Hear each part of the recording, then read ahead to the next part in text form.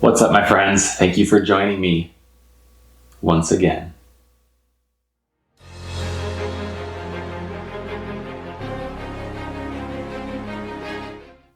I've always thought that Tai Chi is just pretty bad, to be honest. So 30 Days of Tai Chi was a challenge that I was excited about. The question was, how am I going to learn?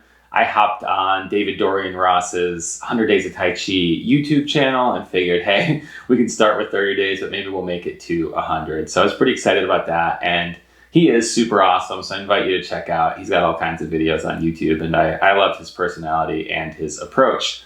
The Tai Chi, on the other hand, was a little bit difficult.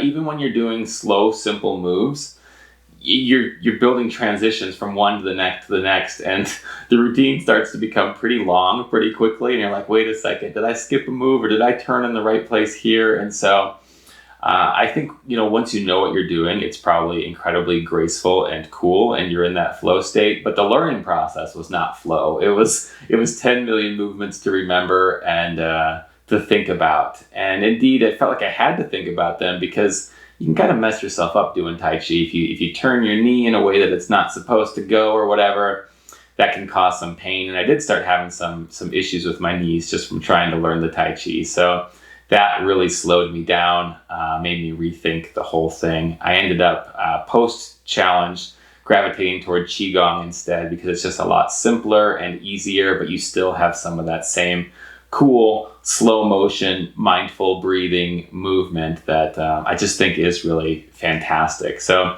I invite you to learn Tai Chi if it's for you, but I invite you to maybe find a teacher that you can work with live, rather than just watching a video and hoping that you're mirroring it properly. I think you probably really need somebody to help you with your form, just to make sure that you're not potentially causing injury. So it was cool. I found that a lot of Tai Chi names, they have fun names where, like, I'm grasping the sparrow's tail or something, and that's fun. So it inspired me to name other things in my life. It inspired me to bring more slow motion into other things in my life, and to just really find that kind of peaceful flow. And so tapping into that mentality and mindset was really valuable for me just in my everyday experience. But like I said, I did hit some hurdles with this one, so it's hard to know how to grade 30 Days of Tai Chi. I'm going to give it I'll say I'm going to give it an 8 out of 10 if you can find yourself a live teacher. But for me, again,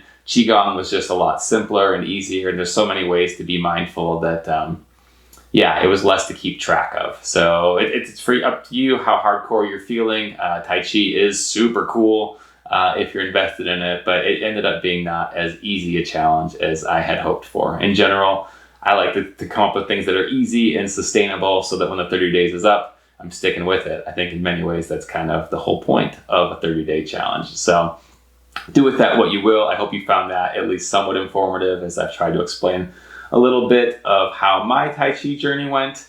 I invite you all to share your own experiences down below, to like this video if you haven't, to subscribe to the channel if you haven't, and I look forward to chatting with you in the next one.